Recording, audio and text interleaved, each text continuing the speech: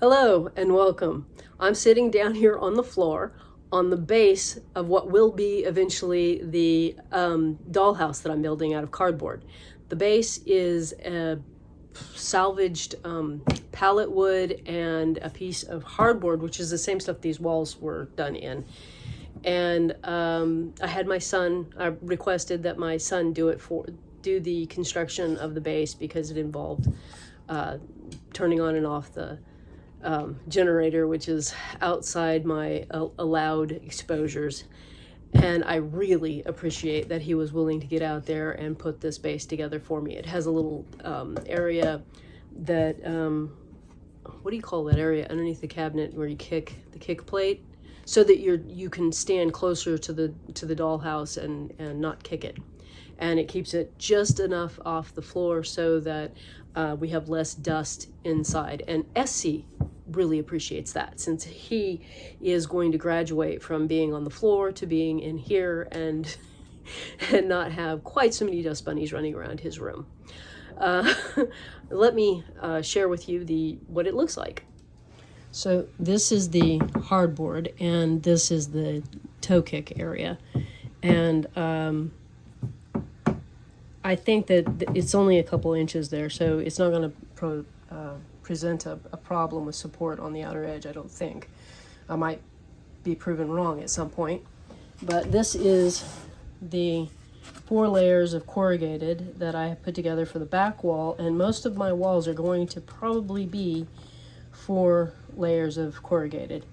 And I won't be able to glue this in place as the back wall until I have side walls to keep everything square. I don't want to glue it there and not have a way to keep it square, but I am working on the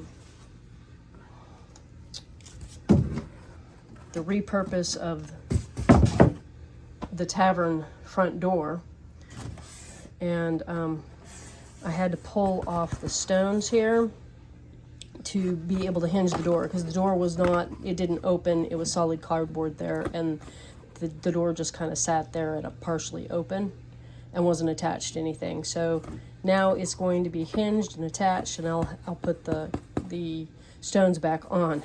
I busted my nail off though, trying to get them off of here. Injuries in creating. But that'll be the wall on this end.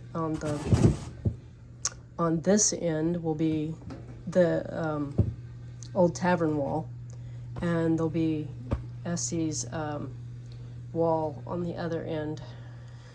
So here's the tavern backdrop that I talked about before, and also has been around in the studio. I have taken it apart completely. See, we've separated the floor there and altered it, and so it will go this way here, and the door, still got to put the stones back, but the door will work, and I'll put flowers on that, and the tavern will then hinge here, and you'll be able to have access the inside. But yeah, I've put together the back wall of this floor, but I haven't done anything with it yet, so you'll see that too in a little bit. I also wanted to share one of the structural changes I made was to add this board here, because I am going to have this hinging on that point. I just wanted some reinforcement right in the corner, also to support the next floor, so without having to quadruple have this extra layers added to this. I just kind of wanted to keep it just the 2 layers. So I'll probably add another one of these for structural on the back corner, even though it's going to have the back wall, which is 4 layers. It'll be 4 layers. So when I put the stones back on here, they have to be shortened so that the door can still open. So this one has been shortened. Let's see. I believe that one's next. Yeah. They also need to have a piece of, you can see the cardboard there. So they are slightly sloping in because they had a piece of corrugated underneath them. So I'll have to cut a strip of corrugated to lift that back up so that it's the same height as this.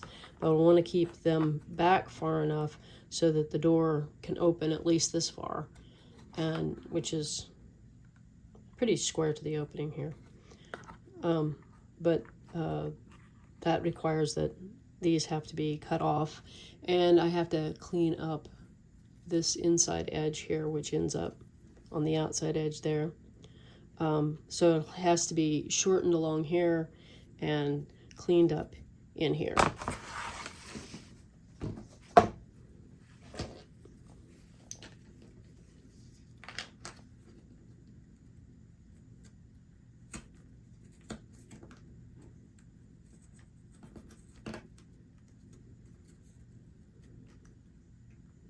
That should just about do that. I want to make sure that it doesn't interfere with the piece of cardboard, the corrugated, that will have to be placed underneath. Because I squished it into the old cardboard.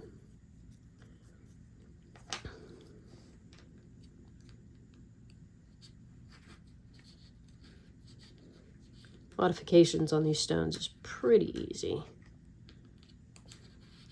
If you hadn't guessed, they're made out of paper clay. And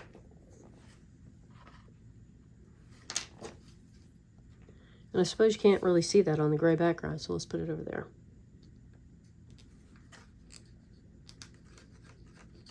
And once I've kind of cut them off to an appropriate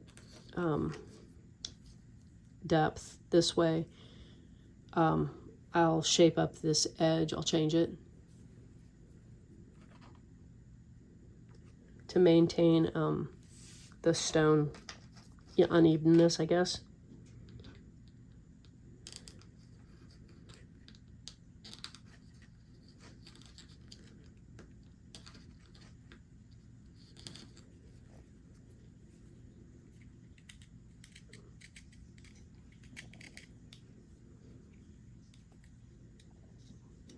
And then they get repainted.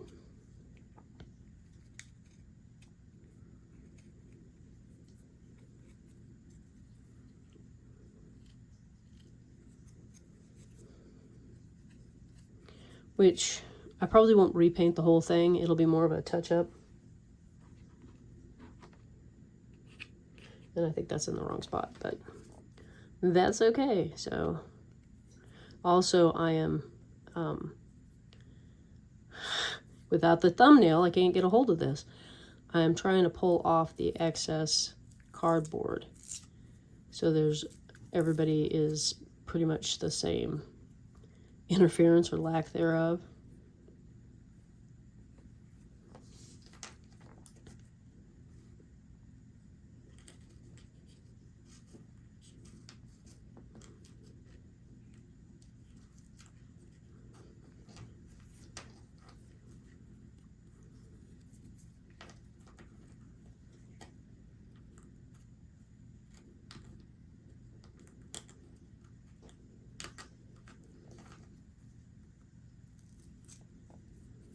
Didn't realize how much I used my fingernails until I broke that one clean off. It's been a while since I've had nails that short.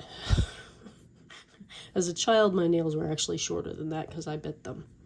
But I have gotten to where I use my fingernails a lot in crafting, so it's kind of a little bit of a handicap.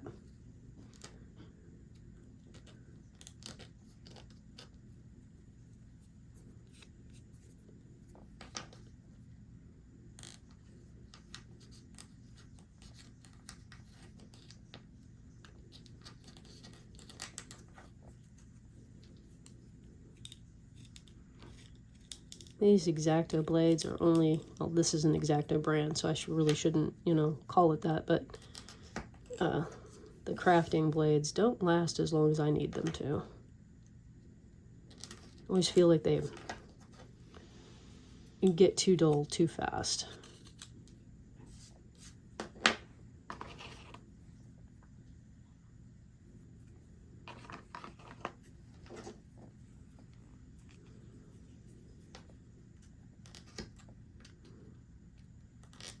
And you don't actually want to work with a dull blade because you're at higher risk of cutting yourself if you do.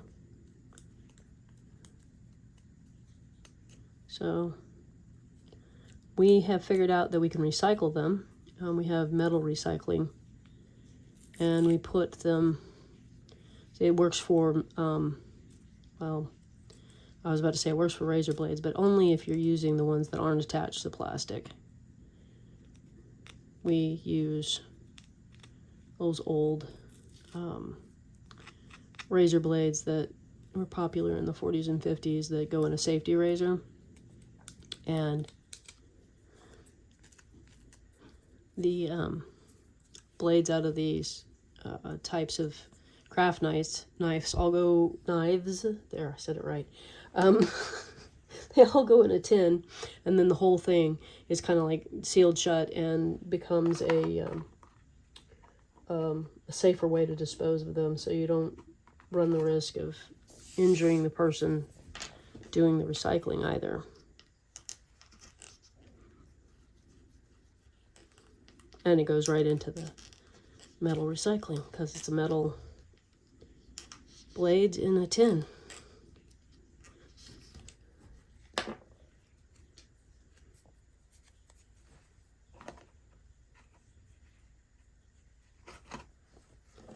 I don't eat Altoids, but I had somebody donate a bunch of Altoid tins to me, so they're perfect.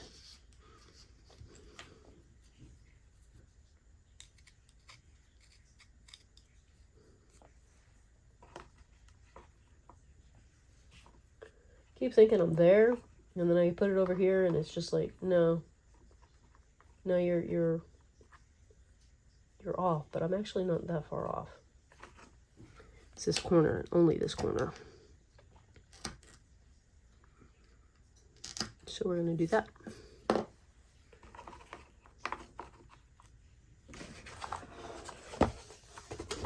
And there they are, lined up, ready to be glued back in place with the cardboard.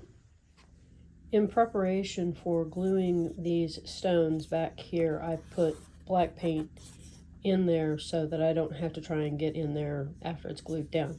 I've glued the cardboard strip that I talked about needing to do onto the back of the stones, and then touch them up again so that I don't have to worry about this area here that won't be able to move. The rest of this area, I can move the door out of the way, but now I'm going to glue this in here, making sure I leave plenty of space for the door to open. And then I get to flip it over and put the wallpaper on. So here I have the paper applied, and on the other side,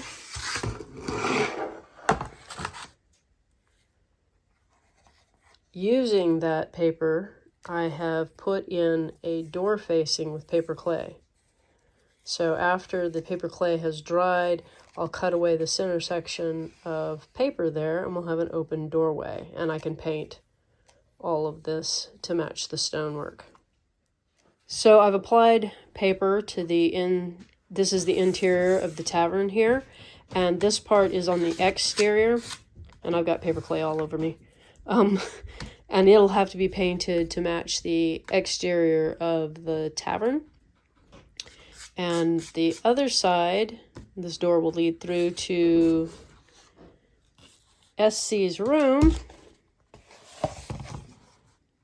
and it'll be the full depth of the wall.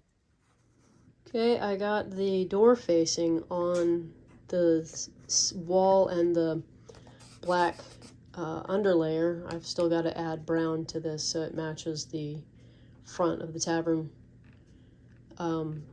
door section. To meet my deadline of having this video put together for Friday, this is where we have to stop. And nothing is glued in place. I kind of had hoped that it would be. Let's come over here. But we can get an idea. There's our tiny little tavern. And obviously SC gets the better deal here with his much bigger room. Still haven't decided what he's getting for flooring. So I wanted to let you know that I was using scrapbooking paper for the wallpaper, and was there any other thing? Lots of paper clay to fill in the edges of the cardboard if I thought that I was going to need more contact area, and the pieces of wood for surrounding the door are tongue depressors found in the craft section. So you can use any type of craft wood to make a better door facing, anything you can get your hands on, even stir sticks. Several of those could do the same thing and create a door facing. I am going to put a beaded curtain there in the doorway that has the wood surround. At least that's what I'm going to try to put a beaded curtain there. I don't know if I'll succeed. I'm still kind of sketch on that, and still haven't exactly worked out what I want to do for the floor in Essie's room, but it may just end up being scrapbook paper. It looks pretty good for the different stuff that I've used it for. So yeah, I'll see you next Wednesday, and have a great weekend. Bye.